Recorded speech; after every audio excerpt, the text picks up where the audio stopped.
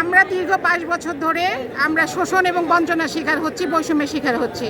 শিক্ষাক্ষেত্রের তৃণমূল পর্যায় থেকে সর্বোচ্চ পর্যায়ে আমাদের পদচারণা এবং আমাদের পরিশ্রম, এই ২২ বছরে আমাদের পরিশ্রমের বিনিময়ে আমরা কি পেয়েছি? বৈষম্য পেয়েছি। আমরা শোষণের শিকার হয়েছি। আমাদের ২০২১ সালে আমাদের প্রয়োজনীয়তা অনুভব করে ২০২১ সালে জনপ্রশাসন আমাদের পদ সৃষ্টি করে দিয়েছে, কিন্তু অর্থ মন্ত্রণালয় আমাদের সেই সৃষ্ট পদে কোনো অনুমোদন দেয় নাই বিধায় আমরা এখন পর্যন্ত প্রকল্পে কাজ করছি।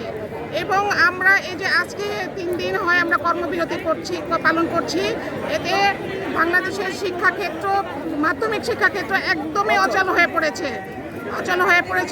সেই জন্যই আমরা ঘরে ফিরে যাব না। আমাদের দাবি পূরণ না হওয়া পর্যন্ত আমরা ঘরে ফিরে যাব না। যেহেতু আমাদের জনপ্রশাসনের আমাদের পদ সৃষ্টি হয়েছে, সেক্ষেত্রে কেন অর্থ মন্ত্রণালয় আমাদের অনুমোদন দেবে না?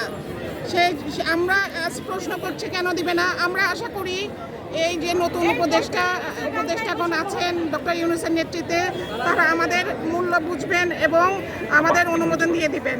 আর এই যে ৩১শে ডিসেম্বর আমাদের চাকরি যদি শেষ হয়ে যায়, এই বিশাল জনগোষ্ঠী ১১৮৭ মানে হচ্ছে ১১৮৭টা পরিবার, এই পরিবার কোথায় যেয়ে দাঁড়াবে সেটা, এবং আমাদের শিক্ষাক্ষেত্র অচল হয়ে পড়বে।